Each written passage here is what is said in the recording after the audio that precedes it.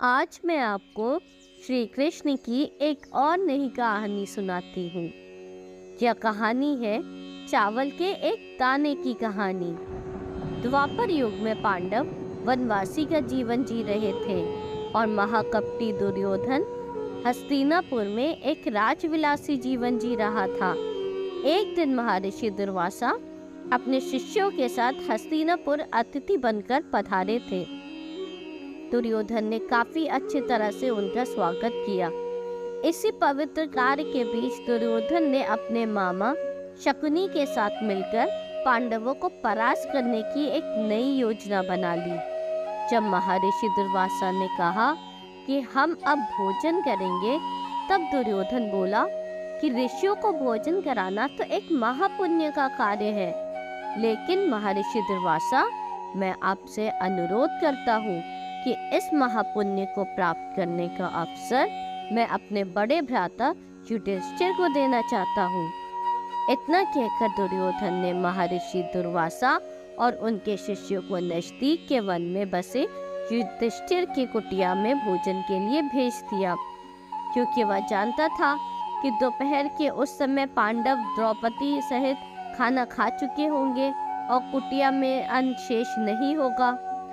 कुछ ही समय में महर्षि दुर्वासा अपने शिष्यों के साथ पांडवों की कुटिया के सामने थे। वहां युधिष्ठिर ने उनका बड़े आदर के साथ स्वागत किया। महर्षि दुर्वासा युधिष्ठिर को दुर्योधन के साथ हुआ अपना वार्तालाप बता दिया और कहा, मैं और मेरे शिष्य स्नान के पश्चात भोजन ग्रहण करेंगे। इतना कहने के पश्चात सारे ऋषिगण स्नान करने के लिए नदी के पार चले गए। धर्मराज युधिष्ठिर ने यह बात तुरंत जाकर द्रौपदी को बताई। द्रौपदी ने कहा, इस वक्त तो हमारे पास कुछ भी नहीं है खाने को, भोजन शेष बचा ही नहीं। द्रौपदी का दिल यह सोचकर घबराने लगा, अगर ऋषियों को भोजन नहीं कराया तो उन्हें महर्षि दुर्वासा के क्रोध और शाप का पात्र बनना पड़ेगा। उस कठिन घड़ी में द्रौपदी अपने मित्र सखा कृष्ण को याद करने लगी। उसी वक्त लीलाधर कृष्ण ने द्रौपदी के कुटिया के अंदर प्रवेश किया। उन्हें देखते ही द्रौपदी उनके पास दौड़ती हुई गई और उन्हें अभिवादन करके अपनी समस्या बताने लगी। कृष्ण ने कहा, द्रौपदी, तुम्हारी समस्या को कुछ समय के लिए भूल जाओ और सबसे पहले मुझे कुछ खाने को दो, मुझे बड़ी जोरों से भूख लगी है।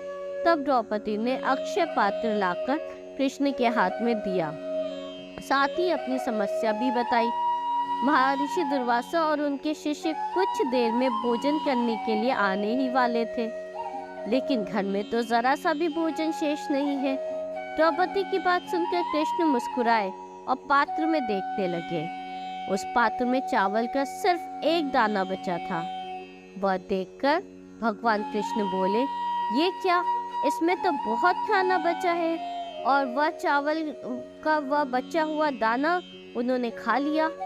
इधर कृष्ण के चावल का वह दाना खाते ही उधर स्नान करके नदी से बाहर निकले महर्षि दुर्वासा और उनके शिष्यों का पेट भर गया और उन्हें डकारें आने लगी और वह युधिष्ठिर की कुटिया की ओर जाने के बजाय अपनी यात्रा के लिए प्रस्थान कर गए। इस तरह चावल के एक दाने से ही कृष्ण भगवान ने ऋषियों को पेट भरकर उनके क्रोध और शाप से पांडवों की रक्षा की। जय श्री कृष्ण।